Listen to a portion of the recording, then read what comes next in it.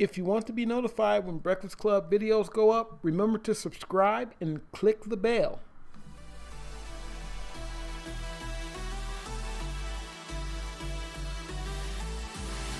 You say you wanna try, but you never do. Sugar, there's a reason why we lose. You say you wanna cry, but you never do. Sugar, there's a reason why we lose. Hey guys, Nathyn Brandon Masters, Breakfast Club Wednesdays. We are in the middle of another round robin. Got That Funk asked us 7 questions, and we're to pick 2 of them and answer them. Mine will be about an epiphany that I had, and the other will be something I could eradicate from the world if I could. And the epiphany I had was that it was not my job to make sure people are happy. People can put a lot of work, put a lot of ideas in your head that you are responsible for their happiness, that you are responsible to make sure that they are never upset with what you do. Even if you're not doing something illegal or something immoral, you don't have to be. You only, especially now, you only have to do stuff that people don't like.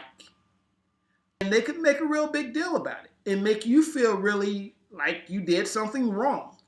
And people were really able to do this to me back in the day. They would really be able to guilt me into doing things they wanted me to do and acting ways they wanted me to act. It was just, okay, well, I want to do this or I want to do that. I'm trying to do X, Y, Z thing. And the thought process was, no, you need to be here. You need to be doing what I want you to do. You need to be making sure that I'm okay and I'm happy and that I don't feel bad. And what ended up happening was I decided that I would start living life in a certain way. If the person's emotions were illogical, I understand that some people say emotions in general are illogical, but if people felt a certain way toward me that I deemed to be illogical, I would ignore it. If I want to do something and that thing is not illegal or immoral, I'm probably going to do it. Even if you don't like it, I'm probably still going to do it, because if you personally don't like something I'm doing, you have every right to not like that thing, okay? So you don't like it. Am I really affecting you? Chances are no, because part of my belief is that you don't mess with people. That's a big thing with me. That's why I feel what I do about politics and a lot of other things. I feel that you leave people alone and let them live their life and you live your life, and however that works out in the end, it works out. But it's not your job to fix everything for people. It's your job, or particularly my job, to take care of myself, my business, my family, and I'm not obligated to make anybody happy. Now, I do want people to be happy, but it's not my obligation to do so. And one of the things, an issue that I had, that I still have every once in a while, is that I'm too nice, where I will kowtow to do things for people simply because of the fact that I don't see it as a big deal. And particularly in the creative arena, that can be a problem. I did a video about this the other day about being too nice, where a lot of times I was nice to people and those people ended up screwing me over in some way, shape, or form.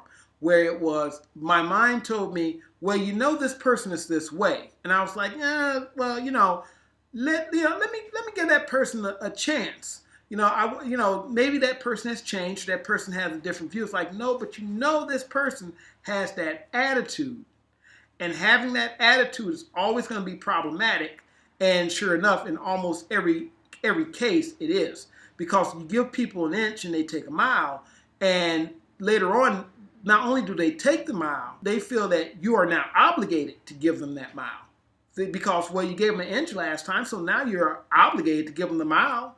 So surely if you're doing something and they want you to do it differently, how dare you not do that thing the way they want you to do it? So that's one of those things. You can't let people guilt you into not achieving things, because I've always been a person that if I wanted to do something, I figured out how it was done and then I just go out and do it. I don't see any problem with that. But there's always a group of people who feel that you have to ask permission And there's always someone who kind of feels like you shouldn't be doing it. So there's like a lot of stuff I really want to talk about with this and get off my chest, but I don't want to make this video too long, and I really want to get into the next topic. But basically, I believe corrupt politicians and corrupt policies are the reason for almost everything bad in our society, particularly in the West. Corrupt politicians, corrupt policies, especially here in America, are responsible for a lot of the homelessness, a lot of the hunger, a lot of the almost everything that people are going through in America. And again, in a lot of the Western world, comes from corrupt politicians. But I tend to point out America more so because it's more obvious here. We know that our politicians are bought. We know that the corporations own our country. And we can see that all over, whether it comes to our politics, our media.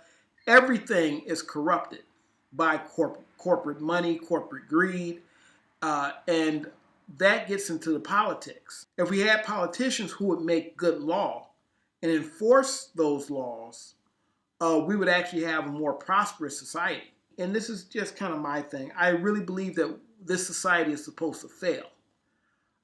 When your society fails, that means the people on top still get to keep their money.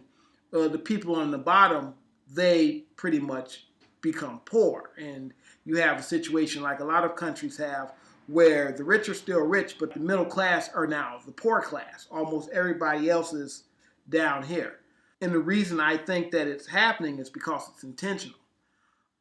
Nobody in office particularly has to answer to anybody. There's nothing you can do to people, especially now that the media is pretty much corrupt too. There is no more public shame in being a corrupt official. Paul Ryan can just unplug his phone and not answer his emails or his, whatever. It doesn't matter. Everybody can get together and say, hey, we don't want people to have cheaper medication. We don't want people buying it from Canada. And then you do a little research and you find out Canada has some pretty strict rules about medication, and their medication is probably safer than ours. Their standards are probably stricter than our own, which we let some things slide in America. So you find that a lot of the policies that are written to make big companies make money, and therefore those politicians actually get, they get their palm greased, and they get the money. So if those politicians were removed and we had honest politicians, people who were really about the country, you would see basically almost all of this stuff, you would just see it all disappear. And I could probably say in almost every country, corrupt politicians are the main reason why the people end up in a situation where they are simply not prospering and where they are poor. And in America, the way America is set up, you could have a lot of prosperous companies. The capitalist model, particularly when it comes to competition, we would be in a much better shape. Even here with the situation going on in Google, there would be other platforms, other monetized platforms we could go to, and Google would have to actually fight. But what we know what happened in America is that certain companies will team up. Like right now you have competitors to Twitter that are starting up. You have all these Twitter competitors are being denounced as alt-right now. So companies like Apple and other places will not pick up their app because the media will team together with Twitter and say this app is a racist app. It's going to be racist here. It's going to be, so Twitter is the only game in town because it's the big company. If you don't go by the rules that corrupt politicians have made worldwide, you don't get anything. So the corruption is not just here. It's literally worldwide corruption where people are saying your business model has to fit into our ideas and all of our ideas are matching. So you better do what we need to do. It's literally worldwide corruption across the board. And if you start succeeding in a business model that is different, then corporations will team up against you and literally try to destroy you for being successful. We have a good setup, but we have so much corruption between the business end and the political end. And then you have the entertainment sector, which is also corrupt. So almost everything goes back to corrupt politicians. If they made and enforced good laws, you see a total change in society. One of the reasons that the media is so corrupt now is because there were several things that were put in place legally to stop the media from being corrupt. One of those things was the fairness doctrine. Another thing was the fact that people had the right to respond to editorials. So like you couldn't just put a hit piece out on someone and then that person not be able to respond. Nowadays, you don't have to do any of that. Another thing was propaganda. It was illegal for the government to make the media do propaganda. That was against freedom of the press. Well, now it's very legal for them to do that. It's legal for the press to do anything. They can do hit pieces. They can do whatever needs to be done for them to be able to make a profit. And this happened, again, because of corrupt politicians getting paid to allow this to happen. So, all right, guys, that's it. This video is probably going to be, again, longer than I wanted it to be. So I'm going to try to cut this thing up and get it under 10 minutes because I really don't want it to be that long. And it doesn't really need to be that long. So, all right, guys, you take it easy. Nathyn Brendan Masters. Awesome. You say you want to try, but you never do. Sugar